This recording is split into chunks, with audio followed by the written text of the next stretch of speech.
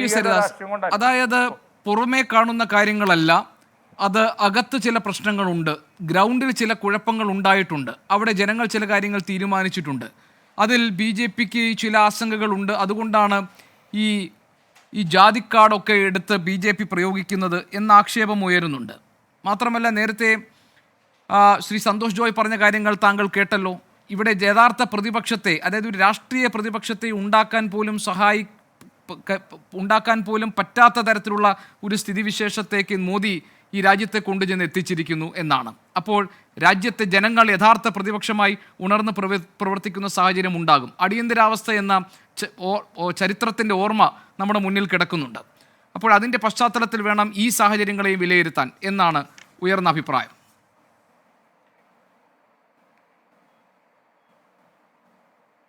രണ്ട് കാര്യങ്ങളാണ് ഗോപി പറഞ്ഞതിൽ നിന്ന് മനസ്സിലാക്കേണ്ടത്.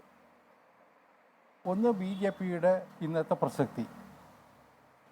രണ്ട്, BJP പ്രതിപക്ഷത്തെ ഉൾപ്പെടെ ഇല്ലായ്മ ചെയ്യാൻ ശ്രമിച്ചു.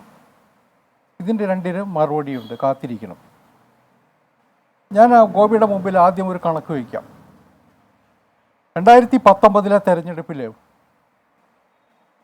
2014 തെരഞ്ഞെടുപ്പിൽ BJP 50%-ലധികം വോട്ട് നേടി ജയിച്ചത് 176 മണ്ഡലങ്ങളിലാണ്.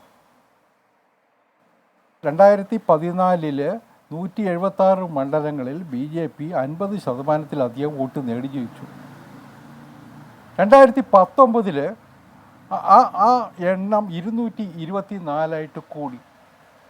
ഈ പിരിച്ചുവിടപ്പെട്ട കഴിഞ്ഞ പാർലമെൻറ്റിൽ 224 BJP MP ജയിച്ചു വന്നത് 50%-ലധികം വോട്ടാണ്. അതിൽ 60-70% വോട്ട് കിട്ടിയവർ വരെയുണ്ട്. ആ മണ്ഡലങ്ങളിൽ ഇനിയിപ്പോൾ BJP തോക്കണമെങ്കിൽ നമ്മളൊരു സാമാന്യ ബോധമനുസരിച്ച് എത്ര മാത്രം വോട്ട് ട്രാൻസ്ഫർ നടക്കണം BJPക്ക് വിരുദ്ധമായിട്ട്? 15% വോട്ടെങ്കിലും മാറിയാലേ ആ 224 മണ്ഡലങ്ങളിൽ BJP തോക്കാൻ പോകുന്നുള്ളൂ. ഇത്തവണ BJPയുടെ വിലയിരുത്തൽ എന്താണെന്നറിയാമോ? 272-ലധികം, അറൗണ്ട് 280 പോലുള്ള സീറ്റുകളിൽ 50%-ലധികം വോട്ട് നേടി ജയിക്കാൻ BJPയുടെ MP സാധിക്കും. അതിനനുസരിച്ചുള്ള പ്രവർത്തനം പാർട്ടി നടത്തിയിട്ടുണ്ട്, അനലൈസ് ചെയ്തിട്ടുണ്ട് കാര്യങ്ങൾ. ഇത് കമ്മതി കണക്കല്ല, ഇത് നമ്മുടെ മുമ്പിലുള്ള യാഥാർത്ഥ്യമാണ്. അതുകൊണ്ട് 280 സീറ്റ് ഏതാണ്ട് 50%-ലധികം വോട്ട് നേടി ജയിക്കാൻ കഴിഞ്ഞാൽ ഈ 200 ബാക്കി വരാൻ പോകുന്നത് വേറെയാണ്. അതും കൂടി നമ്മൾ കണക്കാക്കണം. ആ ഒരു പ്രധാനപ്പെട്ട കാര്യം എനിക്ക് തോന്നുന്നു നമ്മുടെ മാധ്യമ സുഹൃത്തുക്കളും അതേപോലെ തന്നെ രാഷ്ട്രീയ നിരീക്ഷകന്മാരും ഒന്നും മനസ്സിലാക്കിയിട്ടില്ല. പിന്നെ പല സംസ്ഥാനങ്ങളിലും BJPക്ക് തിരിച്ചടിയുണ്ടെന്നൊക്കെ ഇപ്പോൾ കോൺഗ്രസിലെ നൗഷാദ് അലി പറഞ്ഞു. രാജസ്ഥാനിൽ പോവും, ഗുജറാത്തിൽ പോവും, മധ്യപ്രദേശിൽ പോവും, ഛത്തീസ്ഗഡിൽ പോവും, കർണാടകത്തിൽ പോവും. ഇതൊക്കെ 2019 പറഞ്ഞത് തന്നെയാണ്. 2019 തെരഞ്ഞെടുപ്പ് നടക്കുമ്പോൾ കർണാടകത്തിൽ കുമാരസ്വാമിയുടെ സർക്കാരായിരുന്നു, കോൺഗ്രസും കുമാരസ്വാമിയും കൂടി ഭരിക്കുകയായിരുന്നു. 2020 ആ തെരഞ്ഞെടുപ്പിൽ ഞങ്ങൾ സ്വീപ്പ് ചെയ്തു കർണാടകം മുഴുവൻ. ഒരു സീറ്റേ കോൺഗ്രസിന് കിട്ടിയുള്ളൂ. ഇന്നിപ്പോൾ കുമാരസ്വാമിയും കൂട്ടരും ഞങ്ങളുടെ കൂടിയുണ്ട്. അതുകൊണ്ട് കർണാടകത്തിൽ നിങ്ങൾക്കിപ്പോൾ കഴിഞ്ഞ നിയമസഭാ തെരഞ്ഞെടുപ്പിൽ കോൺഗ്രസ് ജയിച്ചു, ഭരണമുണ്ട് എന്നൊക്കെ പറയാം. പക്ഷേ ലോക്സഭാ തെരഞ്ഞെടുപ്പാകുമ്പോൾ ചിത്രം മാറും. ഞാൻ വേണമെങ്കിൽ നമുക്കിരുന്ന് കാണാം. ജൂൺ 4 നമ്മൾ വീണ്ടും കാണുമല്ലോ, കാണാം. അതുകൊണ്ട് ഞങ്ങൾക്കൊരാശങ്കയുമില്ല. സൗത്ത് ഇന്ത്യയിൽ 2019 ഏറ്റവും കൂടുതൽ സീറ്റുണ്ടായിരുന്ന ഒറ്റക്കക്ഷി BJP ആയിരുന്നു, 29 MP. ഇത്തവണ അതിനേക്കാൾ കൂടുതൽ MP, ഒരു 40 MP സൗത്ത് ഇന്ത്യയിൽ നിന്ന് മിനിമം BJPക്ക് ഉണ്ടാവും. തെലങ്കാനയിലുണ്ടാവും, ഫസൽ ഗഫൂർ തന്നെ സൂചിപ്പിച്ചല്ലോ. തെലങ്കാനയിലുണ്ടാവും, ആന്ധ്രയിലുണ്ടാവും, കേരളത്തിലും തമിഴ്നാട്ടിലും പോണ്ടിച്ചേരിയിലും ഉണ്ടാവും. ഒരു സംശയം വേണ്ട ആ കാര്യത്തിൽ. പിന്നെ മൂന്നാമത്തെ ഒരു കാര്യം, എന്തുകൊണ്ട് നരേന്ദ്രമോദിയുടെ കീഴിൽ മറ്റ് പ്രതിപക്ഷങ്ങൾക്ക് ഒന്നും ചെയ്യാൻ പറ്റുന്നില്ല? ഗോപി, ഒരു കാര്യം ആലോചിച്ച് നോക്ക്. കഴിഞ്ഞ ഒരു 15 ദിവസമായിട്ട് കേരളത്തിലെ മാധ്യമങ്ങൾ, ഞാൻ ഇന്ത്യയിലെ മാധ്യമങ്ങളെന്ന് ഞാൻ പറയില്ല, കേരളത്തിലെ മാധ്യമങ്ങൾ, നമ്മുടെ ചില പ്രധാന ആങ്കർമാരും പ്രധാനപ്പെട്ട രാഷ്ട്രീയ നിരീക്ഷണം നടത്തുന്ന മാധ്യമപ്രവർത്തകരുമൊക്കെ ഈ മോഡിക്കും അമിത്ഷായ്ക്കും BJPക്കും എതിരെ നടത്തിയ ആക്രമണങ്ങൾ എന്തൊക്കെയാണ്?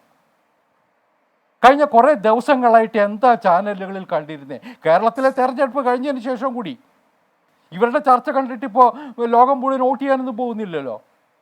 പക്ഷേ ഏതാണ്ട് വീറും വാശിയും വച്ചിട്ട് അമിത്ഷായ്ക്കും നരേന്ദ്രമോദിക്കും BJPക്കും എതിരെ എന്തെല്ലാം വിളിച്ചു കൂവിയിരുന്നത് ഇന്നും നടക്കുന്നുണ്ടാവും. അതൊക്കെ തന്നെ ആ വിദ്വേഷ പരാമർശങ്ങളുടെയും പ്രസംഗത്തിന്റെയും ഒക്കെ അടിസ്ഥാനത്തിൽ നടത്തിയ ചർച്ചകളല്ലേ ഈ ജനാധിപത്യ സംവിധാനത്തിൽ ഈ തുറസായ ഇത്തരം ചർച്ചകളെ നമുക്ക് ആക്രമിക്കുക എന്നൊക്കെ പദങ്ങൾ കൊണ്ട് കാണേണ്ട സംഭവങ്ങളാണ്. കേരളത്തിൽ അങ്ങനെ മാധ്യമ പ്രവർത്തകർ വളരെ ആർജവത്തോടു കൂടി ആ പ്രശ്നം ആ വിഷയം ചർച്ച ചെയ്യുന്നുണ്ടെങ്കിൽ ഒരു മുതിർന്ന മാധ്യമ പ്രവർത്തകൻ എന്ന നിലയിൽ താങ്കൾ അഭിനന്ദിക്കുകയല്ലേ വേണ്ടത്? ഞാൻ മാധ്യമപ്രവർത്തനം നടത്തിയിരുന്ന ആളാണ്. പക്ഷെ ഒരു കാര്യമുണ്ട്, എനിക്ക് വിശ്വാസമില്ലാത്തൊരു കാര്യം വിളിച്ചു കൂവാൻ സാധിക്കുമോ? ഗോപിക്ക് സാധിക്കുമോ? ഇവിടെ പരസ്യമായിട്ട് വെല്ലുവിളിക്കുകയും മോഡിയെക്കുറിച്ചും അമിത്ഷായെക്കുറിച്ചും ഒക്കെ പറഞ്ഞ വാക്കുകൾ ഞങ്ങൾ ചിലതൊക്കെ എടുത്തു വെച്ചിട്ടുണ്ട്, ചിലർ പറഞ്ഞതൊക്കെ തന്നെ. ശരിക്കൊരു ഒരു മാധ്യമ ടെററിസമാണ് ഇവിടെ നടത്തിയിരുന്നത്. മാധ്യമ ടെററിസം ഇന്നും നടക്കുന്നുണ്ട് ചില ചാനലുകളിൽ. അത്രയ്ക്ക് സ്വാതന്ത്ര്യം ഇന്ന് ഇന്ത്യയിലെ മാധ്യമങ്ങൾക്കുണ്ട്. അതിനേക്കാൾ കൂടുതൽ സ്വാതന്ത്ര്യം ഇവിടുത്തെ രാഷ്ട്രീയ നേതാക്കന്മാർക്കില്ലേ? ഇവിടുത്തെ പല സംവിധാനങ്ങളും അവർക്ക് അനുകൂലമായിട്ട്, പ്രതിപക്ഷ കക്ഷികൾക്ക് അനുകൂലമായിട്ട് നിൽക്കുന്നില്ലേ? പലപ്പോഴും നമ്മൾ കണ്ടിട്ടുള്ളതല്ലേ. നമ്മുടെ ജനാധിപത്യം, ഞങ്ങളൊക്കെ ഭരണഘടനാ സ്ഥാപനങ്ങളെ അട്ടിമറിക്കുന്നു എന്നാണ് പലപ്പോഴും പറയാറുള്ളത്. പക്ഷേ കേന്ദ്ര സർക്കാരിനെതിരായിട്ട് എന്ത് വാറോലയമായിട്ട് ചെന്നാലും ചില സംവിധാനങ്ങളിൽ നിന്ന് സർക്കാരിനെതിരായിട്ട് ഉത്തരവുകൾ ഇറങ്ങുന്നില്ലേ? അതൊക്കെ ഈ രാജ്യത്തെ ഭരണ സംവിധാനം എത്രത്തോളം നിഷ്പക്ഷമാണെന്നുള്ളതിനുള്ള സാക്ഷ്യപത്രം കൂടിയല്ലേ?